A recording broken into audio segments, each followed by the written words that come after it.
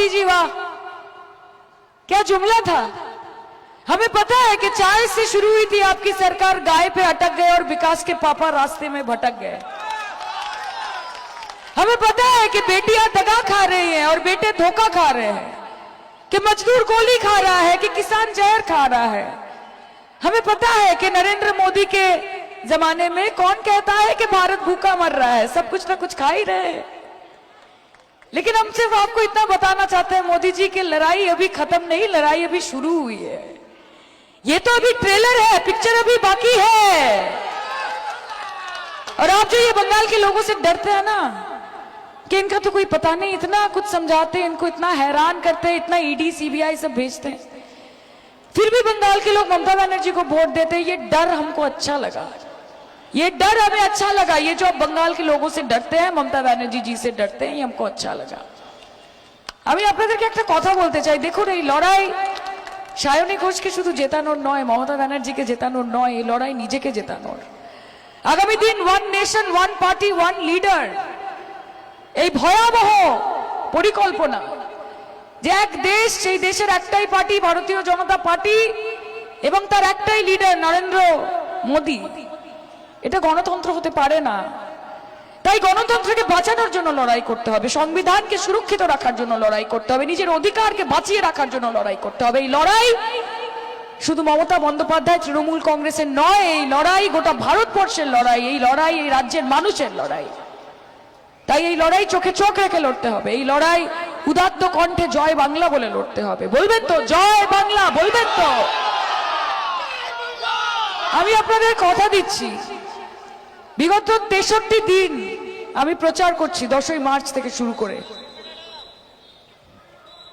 এবং আপনাদের পরিশ্রম, আপনাদের মাথার ঘাম পায়ে ফেলে আপনারা যতটুকু সায়নী ঘোষকে দিয়েছেন তার 3 গুণ আপনারা ফেরত পাবেন আগামী 5 বছরে যদি আপনারা আমাকে মনোনীত করেন। আমি আপনাদের কথা দিয়ে যাচ্ছি, সায়নী ঘোষ আপনাদের একবারের নয়, আপনাদের বারবারের সাংসদ হতে এসেছে, মাথায় রাখবেন।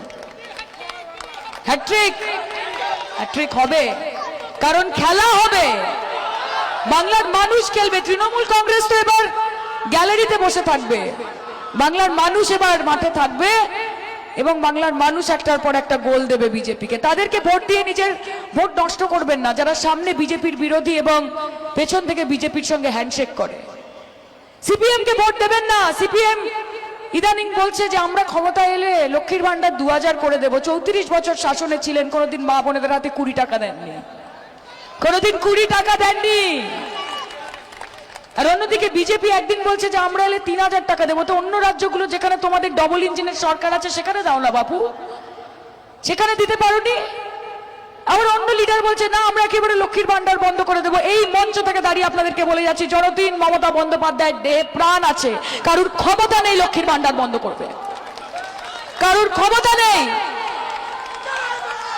একজন গরিব দুঃখী নিডি প্রয়োজনীয় একজন মহিলা যে একটা বুথের, একটা প্রত্যন্ত গ্রামের একটা বুথে 3 জন বাচ্চাকে নিয়ে বসে থাকে, তার কাছে 500 টাকার জোর, 1000 টাকার জোর কি, যতক্ষণ না তার জায়গায় থাকবেন ততক্ষণ বুঝতে পারবেন না।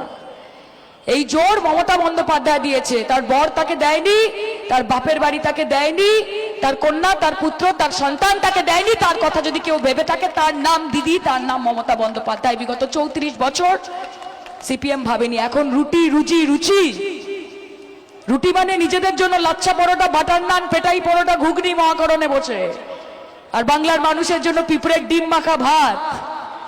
রুজি দিনের পর দিন হরতাল, ফ্যাক্টরি বন্ধ, উষা কারখানা বন্ধ করে সাউথ সিটি মল, সুলেখা বন্ধ, কৃষ্ণা গ্লাস বন্ধ, একটার পর একটা। কটা নাম দেবো আপনাকে? যাদবপুর লোকসভা কনস্টিটিউয়েন্সি, যাদবপুর বিধানসভাতে একের পর এক কারখানা বন্ধ, হরতাল, বন্ধ, স্ট্রাইক, ধর্মঘট, এবং তারপর পাড়ায় পাড়ায় গিয়ে, বাড়ি বাড়ি গিয়ে কড়া নেড়ে কৌটো নাড়ানো।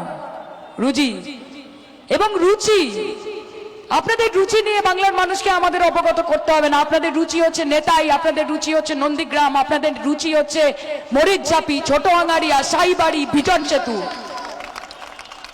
বাংলার মানুষ 34 বছর আপনাদেরকে দেখেছে, আগামী 64 বছর আপনাদেরকে ফেরাবে না, এই বিশ্বাস আমাদের আছে। এখন শূন্যে আছেন, এরপর মাইনাসে গিয়ে ঠেকবেন।